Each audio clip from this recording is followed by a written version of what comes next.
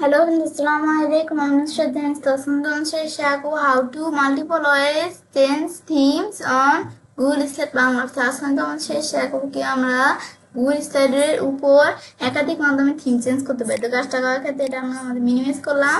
তো আমাদের যে বিষয়টা করবো এর আগে আমাদের জিমেল অ্যাকাউন্ট সাইন ইন করা থাকতে হবে। তারপর এখানে ক্লিক করে আমাদের Google Slide ওপেন হয়ে যাবে। ওপেন হওয়ার পর আমরা চাইলে লিসেন প্রেজেন্টেশন টেমপ্লেট বা ব্ল্যাঙ্ক প্রেজেন্টেশন নিয়েও কাজটা করতে পারি।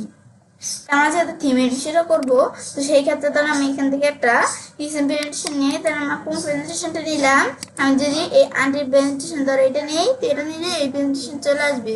এখন প্রেজেন্টেশনটা আসার পরে তারপর আমরা কি করব, আমরা থিমের বিষয়টাতে বলছি দেখবো। তো আমি চাইলে এই যে স্লাইডে আসার পর চেঞ্জ থিম, তো আমরা এখান থেকে আমরা করতে পারি। তো আমি এখান থেকে কোন ধরনের থিম চেঞ্জ করবো, এদের বিভিন্ন ধরনের থিম দেওয়া আছে, আমরা এখান থেকে চেঞ্জ করতে পারি। তো এখান থেকে আমি থিম চেঞ্জ করতে পারি। তারপর আমি যদি এখান থেকে সারা এই যেরকম থিম কিন্তু চলে আসছে, এখান থেকে সারা আমি যদি এখান থেকে আমরা এই বিষয়গুলো থেকে সারা আমি যদি আরেকভাবে করতে চাই, তো সেটা মাউস ডান বাটন ক্লিক করে আমাদের কোন জায়গায় এই যে আমরা দেওয়া আছে চেঞ্জ থিম, এখান থেকে আমি চাইলে থিম চেঞ্জ করতে পারি, যে এই মাধ্যমে আমি থিম চেঞ্জ করতে পারি। আমি ধর এখান থেকে আমরা এটা দিলাম, এরকম থিম চলে আসলো।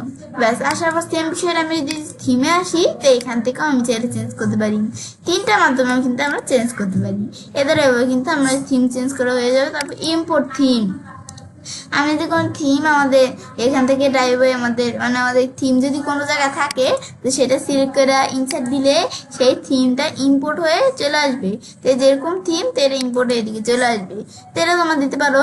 ব্যাস, তারপর আমি যদি এখন আমাদের কিন্তু এখানে থিমের বিষয়টা সেট হয়ে গেল।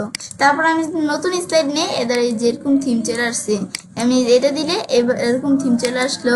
আবার এটা দিলে এই যে এভাবে কিন্তু আমরা থিম আনতে পারি। আবার আমরা এখানে আসি, তাই আমরা এখন কোনটা নিব, আমি এটা দিলাম, এদের থিম চলে আসছে। তারপর এখানে আমরা কি লিখবো, আমি ধরে লিখলাম ইচ্ছে, ব্যাস দেখলে চলে আসলো।